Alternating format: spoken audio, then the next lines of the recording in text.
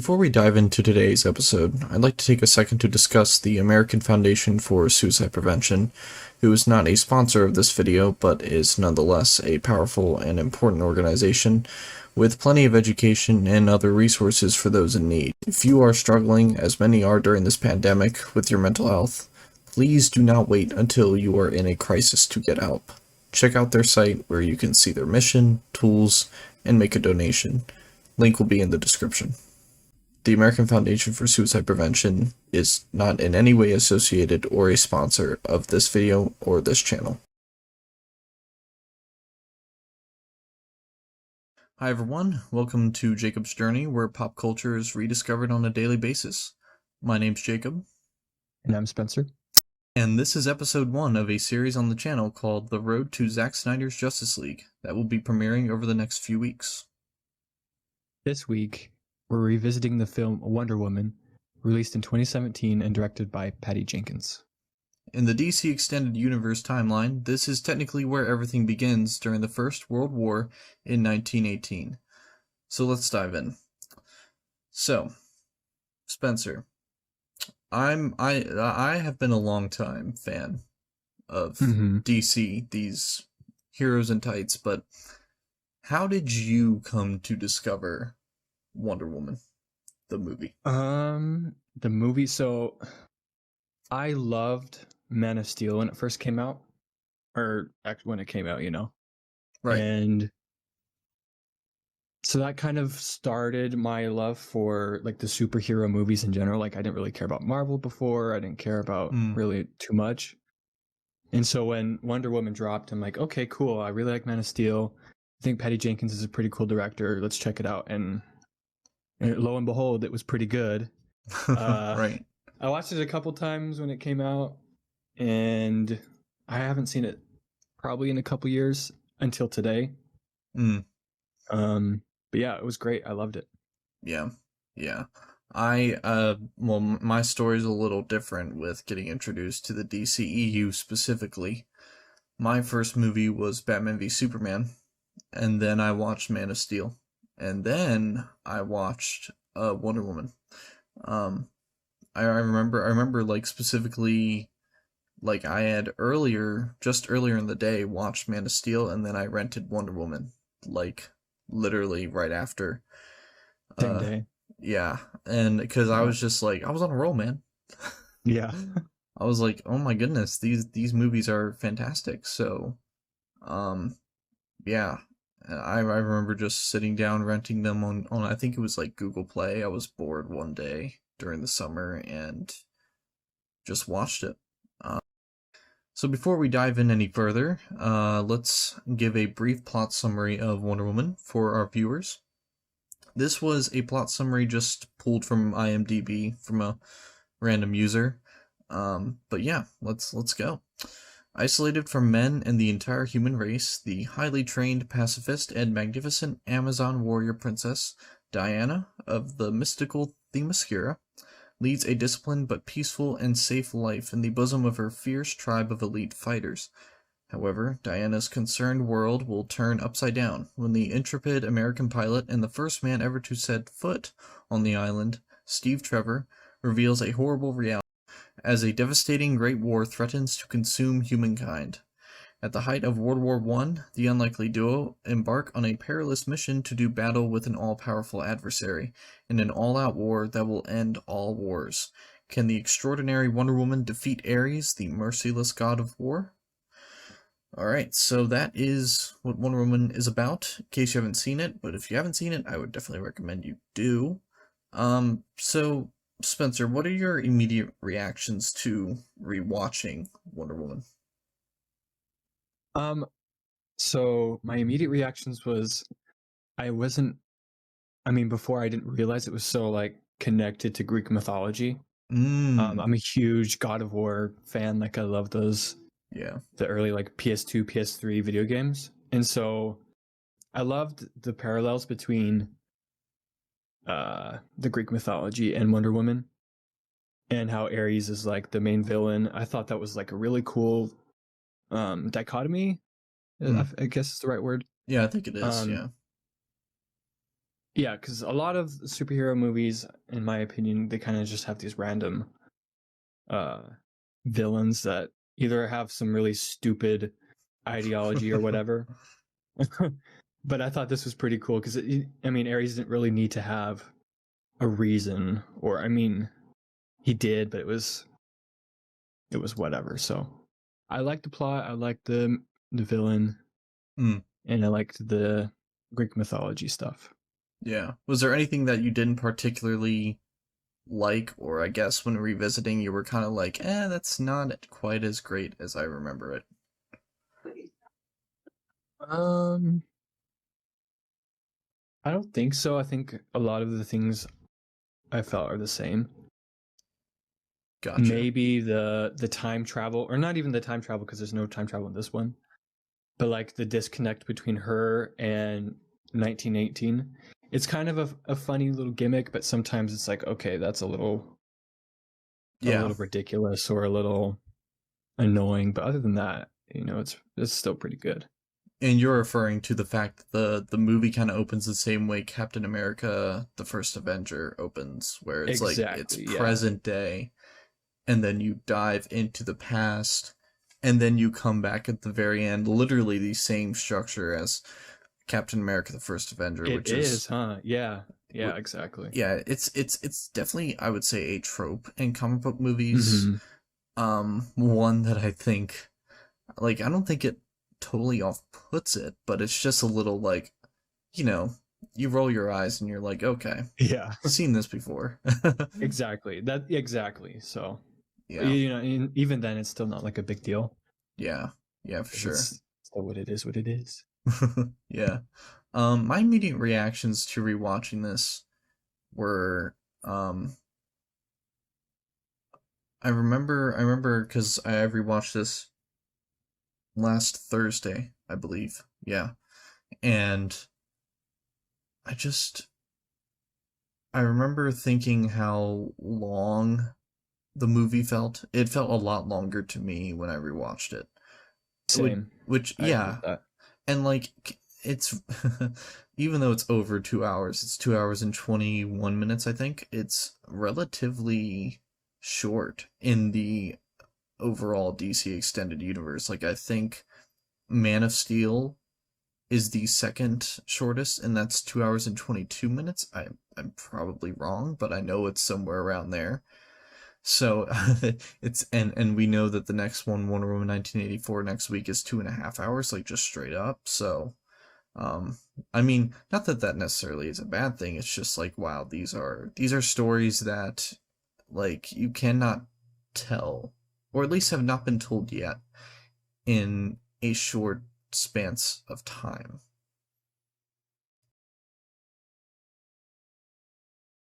So, Spencer, what are your Um. big major thoughts about this movie? So obviously, with it being Wonder Woman, there's a lot of like female empowerment angles to it, Yeah. and I think, and they do it tastefully. And some people maybe think they're like, oh, you're beating a dead horse with the SJW stuff, and I honestly don't even like. I don't. That thought doesn't even cross my mind when I watch this movie. Mm-hmm. There's I mean, like in the beginning, there's some parts where she's like in the meeting with all the generals and stuff, and they're looking down on her because she's a woman or whatever. But that's how it was back then. Like that's Yeah, exactly. like Yeah. it's 1918. Like women were, I believe, I don't think that they were allowed to vote yet in Britain. I'm not quite sure on that, but Oh, right. I have no idea either. even Yeah. even if they were, certainly not like gay marriage is legal in this country. Is it automatically accepted by everyone yet? No. No. No. So it's a time of where a woman having a voice in a room full of men is not appropriate yet during this time Right. period. I totally resonate with that in terms of the feminist angle of this movie, um, taking just kind of showing it how it was, but also overall the movie was not like we need to have one gender be better than the other. It was more like this is Wonder Woman crossing a boundary that in her time had not been crossed yet, bringing her to the forefront of, all the soldiers, in World War I. And but yeah, those are like that's like my major thing in terms of what I liked. Um my biggest, I guess, nitpick with this movie after having watched it is the third act, and what I think is kind of a the biggest evidence of there was definitely some difference in opinion of what they wanted this movie to do. Because if you remember, Spencer, the movie kind of goes toward Diana trying to find Ares, trying to destroy him in order to destroy all war, yada yada. She confronts General Ludendorff and kills him, and she thinks she solved it, right, for a moment. Mm-hmm. And then she realizes people are still loading bombs onto the plane, and then Steve Trevor comes down and is like, well, maybe it isn't just one guy you got to kill. Maybe this is just how mankind is. And it's a really, I think, impactful moment in the movie. It's a really great moment. But then you get near Yeah. the end of it, and well, turns out Ares is real, and it turns out that if you do kill him, that you do end World War I. It's a little bit of a contradiction, in my opinion. It's not one, and again, I've learned over the past couple of years, and especially very recently, to not take my value of a movie, my ranking of a movie, should not depend entirely on whether or not it was perfect. And this was just like a reminder of that, of how this movie kind of has a paradox where it's like it's telling you one thing, but then just goes against and tells you a different thing. Um, and then also the CGI in the final act gets a little dodgy in that Yeah, in I that. even noticed in the beginning it was kind of jarring Yeah. with the I can't remember. They're like flying around on something, but I was like, "Oh wow, that's oh, it was when Steve Trevor was flying in the plane." Mm. That I could tell was pretty bad CGI. Regardless, though, I mean, it's still CGI and it looks fine if you're not really looking. But I Right. guess I was. But Yeah. yeah, I echo that. Yeah. Especially when like he gets Ares gets into his armor, which by the way was not the final design for Ares' armor, or the that was not the intended design. That was very much a last minute, like, we need to tone this down because kids are going to be watching it design. Um, Wow. Ares was supposed to basically look like Satan.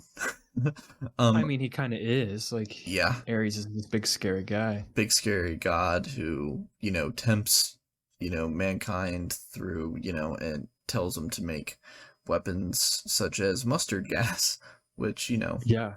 not exactly something God would create. So yeah, no, but his armor just looks a little like, the best way I can describe it is like a video game from like maybe 2015 is how it ends up looking. And Yeah. it is the movie, in my opinion, for the most part, as you mentioned, really nails the CGI.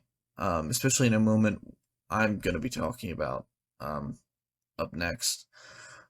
Um, but yeah, that's like my major nitpick. Other than that, I don't really have too many thoughts on that. But Spencer, what was your most memorable moment? What did you walk away from this movie thinking, "Wow, I just watched that. That just made me feel something. A comic book movie made me feel something." Yeah. I have to say the relationship she has with her mother Hmm. really struck me. And the first time I watched it, I'm not sure if it did or if it just went over my head. But there's like that line where she's about to leave. She's like, Mom, I have to go. Like, I have to do something. I'm not going to just sit here. Right. And her mom says, since day one, you were I'm paraphrasing.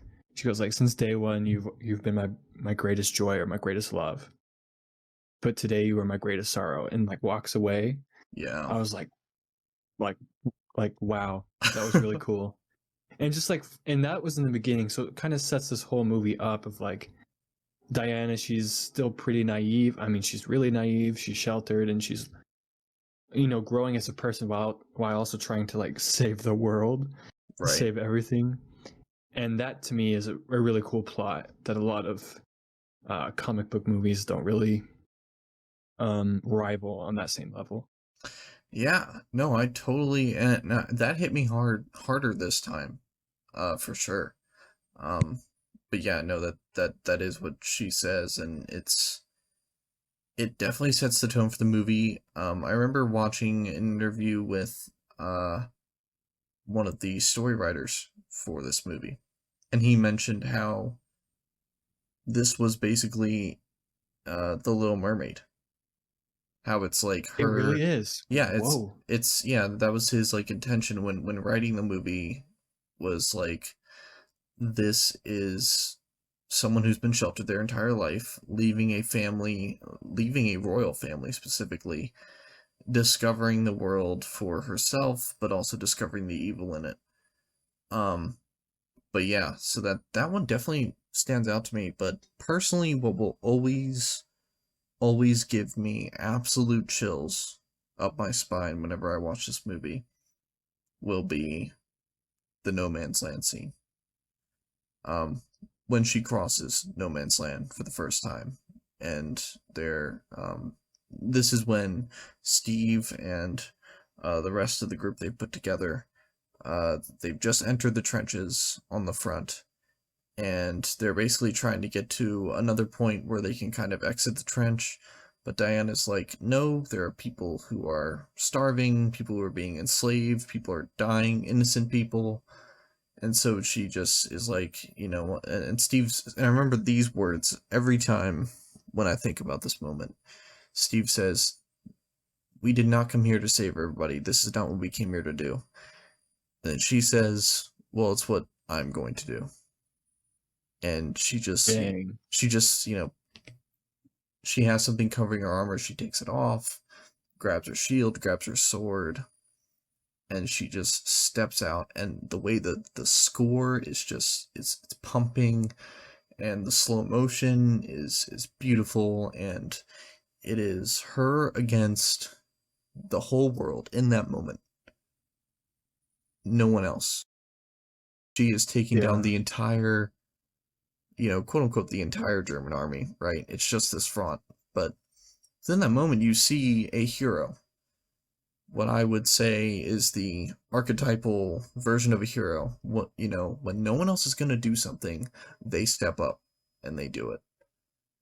And that just always kills me every time.